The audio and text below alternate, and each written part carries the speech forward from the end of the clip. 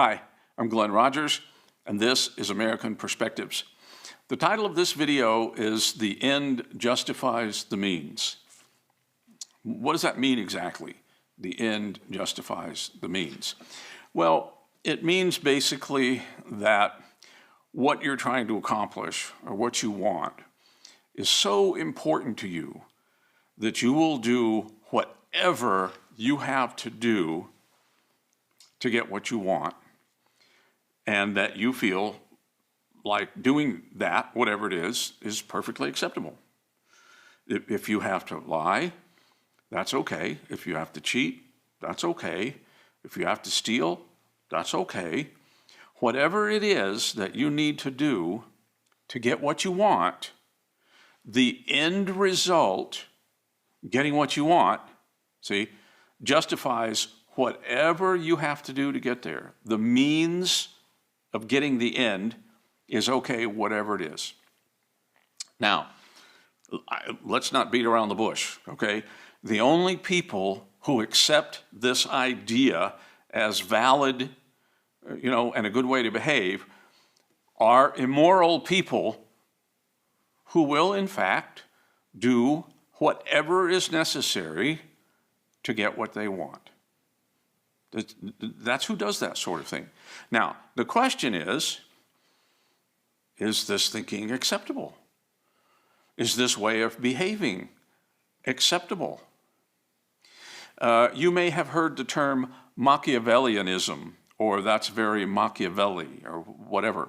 That has to do with a philosopher from Florence in the time of the Renaissance, who basically took a position in a book he wrote called The Prince, that if you're in politics, you do what you need to do to get where you need to go, and whatever you need to do to get where you need to go or to get what you want, it's okay, it's good, okay?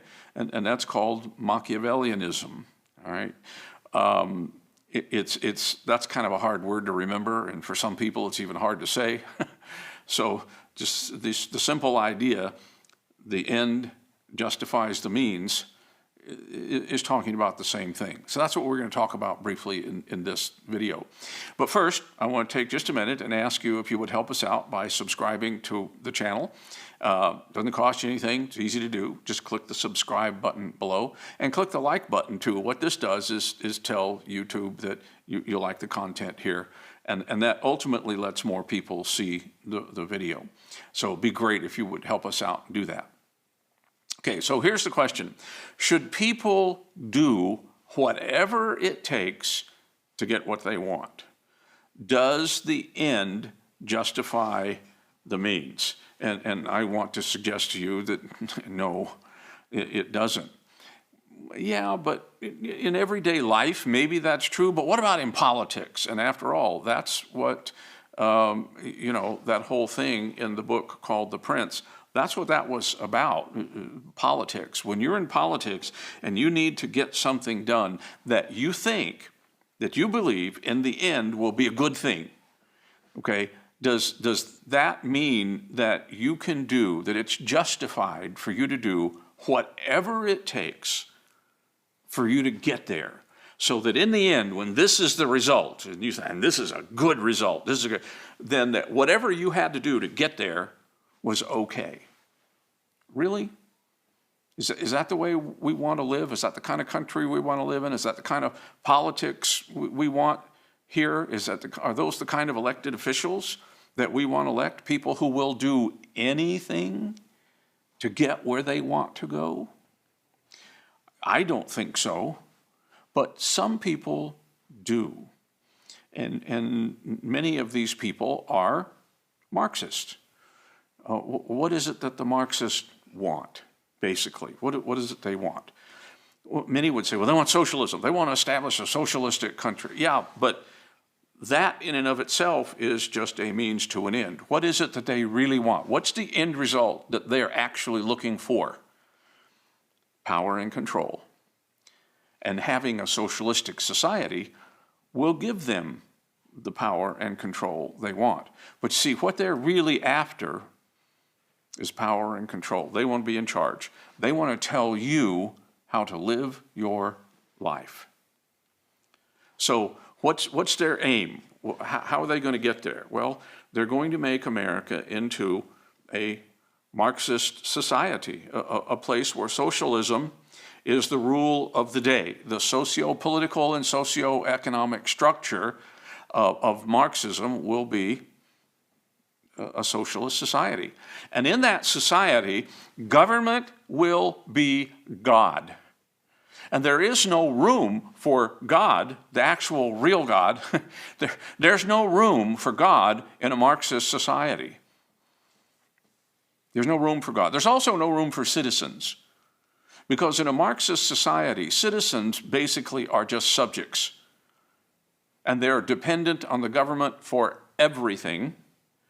And so when the government tells them to jump, they say, how high? Okay, they're not free. They're very much subjects of the socialist dictators who control everything and whom the people are dependent on for everything.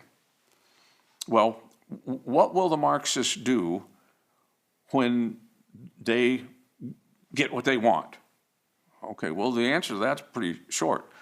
They'll do anything. They'll do anything they want. And in order to get what they want, they will also do anything. They will lie.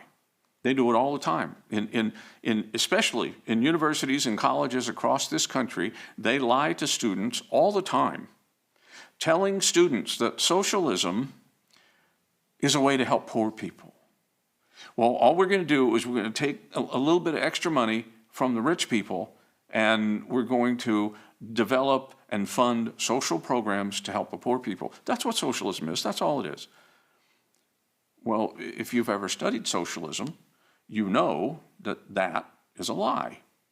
That's not all socialism is. It's not even mostly what socialism is. Socialism is a whole different kind of animal. Marxists are going to do, when they get their way, they're going to do away with any part of the Constitution that they don't agree with. One of the things they really don't want is for American citizens to be armed. And the Second Amendment sort of gets in the way of that idea, doesn't it? So what are they going to do? Well, if they can, they will just get rid of the Second Amendment. And if they can't, they'll find some other way around it so that the Second Amendment is rendered completely null and void, and it doesn't apply anymore, and they will take the guns away from American citizens. Now, you may not like guns. You may not have a gun. You may not ever want to have a gun. Maybe you never even shot one. Maybe they scare you to death. And so maybe you just really don't care. Maybe they're right. Maybe it would be safer without people carrying guns. No, they're not right. They're wrong. The data proves that the more people who carry guns, the less crime there is. Guns are not the problem. Criminals are the problem. Marxists are going to do away with whatever they can of the Constitution. One that they'll do away with, probably the first one, is the Second Amendment, the right to keep and bear arms. But because there's no room for God in a Marxist society, they're also going to get rid of the freedom of religion. Or they're going to hamstring religious people to the point to where there is no real freedom. They'll tell you, if you want to be religious in your home, you think what you want, you know what you want in your home. But you don't do that religious nonsense out here in the public sphere. We're not interested. They already took it out of the schools, right? They got rid of it a long time ago. When I was a little boy in school, grade school, we talked about the Bible in grade school. We had a prayer every day. We quoted verses from the Bible. Students would memorize a verse and go in front of the class and quote it. It was part of the curriculum back in the 1950s. They got rid of it. Can't do that stuff anymore. Pretty soon, they will do that in society as a whole. Absolutely. They'll get rid of any part of the Constitution they can. The third part that they'll get rid of is free speech. They don't want you talking negative about them, talking against them, so they'll get rid of it. What else will they do? Well, they'll change the election processes so that only they can win. They will rig it, in other words, so that the Conservative Party cannot win. And they will get in power, they will stay in power, and they will do whatever they want. So we will no longer have free and fair elections in this country. They'll pack the Supreme Court. Instead of having 9 justices where you can have a 4-5 decision and it's going to go one way or the other, they'll pack it with 13 or 15 people, and they'll put so many liberals on the bench that the conservatives don't have a voice any longer. You know, they won't have a voice any longer, and so everything will go that way. And that won't be enough. They'll also pack the House and the Senate with additional Democrats, and they will ignore the constitutional processes for making laws. They're trying to get rid of the filibuster right now because the filibuster gets in the way of them doing what they want to do. You see? But why is the filibuster there in the first place? Because it was put in place as one of the safeguards against one party passing a law simply because they have a 51% majority or 52% majority, whatever, and it's very, very close, and clearly everybody in America doesn't think this is a good law, but they're going to pass it anyway, and since this filibuster thing is getting in the way, they're just going to get rid of it. But see, that was put there to keep them from enacting laws that a whole bunch of people in the country don't want enacted. There's just no limit. We could go on and on and on about this sort of thing, but the point is that there's no limit to what the Marxists will do once they enact their agenda. And it comes down to the same thing for them getting in power so they can do this and staying in power. Whether it's fair or not isn't the point. Whether it's legal or not isn't the point. It doesn't matter, because for them, the end justifies the means. As long as they get what they want, whatever they have to do to get it is fine. It just doesn't matter. Well, how do you deal with people like that? How do you deal with that? And the weird thing about it, one of the most hideous aspects of all of this, is that the Marxists truly believe that they're right.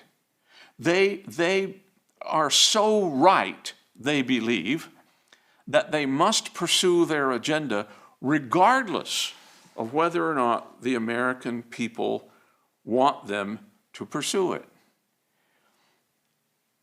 Now, what kind of things am I talking about here? Well, just one example. Just look at the Keystone Pipeline project. Okay, it was a way to move oil from where the oil was to where it needed to be. Okay, it was safe and it was clean. It was less expensive than having to use trains and trucks and everything to get the oil out. And that got shut down. Why? Well, just to make a point about fossil fuel. You know, now there's no question, I think, for intelligent people that at some point we realize we need to be off of fossil fuel. Okay, it does have some environmental issues associated with it, and so we need to work toward having renewable sources of energy. Everybody gets that. Okay, but we don't have those yet, the renewable sources of energy, as much as we need, and so there has to be a slow period of transition until we have all of the other kinds of energy in place so that we no longer need fossil fuel. But today, we need it. We can't operate without it. So why shut down a pipeline that's going to send oil more efficiently, less expensively, in a very clean and safe way? Why do that just to make a point about fossil fuel, especially given the fact that shutting it down killed 11,000 jobs? And then those are just the actual directly related jobs. What about all of the thousands of other support jobs that went along with that program, the Keystone Project, okay?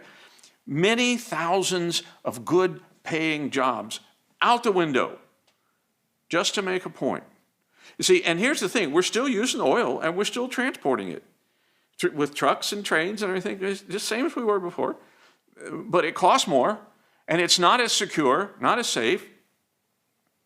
You see, but in the end, making a point about fossil fuel, to them, justifies the means, shutting down a project that killed many thousands of jobs and hurt all of those people at a time when so many people are already out of work because of the pandemic. What kind of sense did that make?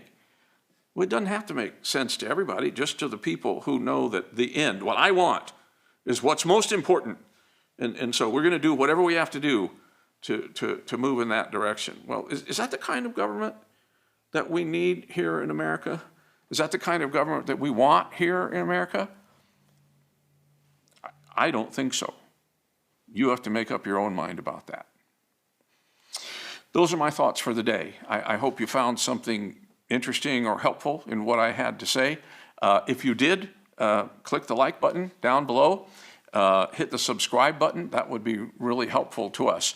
I also want to remind you about one of the books that I've written. It's called A Bunch of Really Good Reasons to Be Republican. It's a little historical overview of the two different parties, Democrat and Republican, and that's really what it is. It's a historical overview. Shows you when they started, how they started, what they were all about, what they did, what they thought, and how they morphed along the way into what they are now and the positions that they take. It's a very interesting little book. I think you'd like it. You can get it online, Amazon, Barnes & Noble, whatever.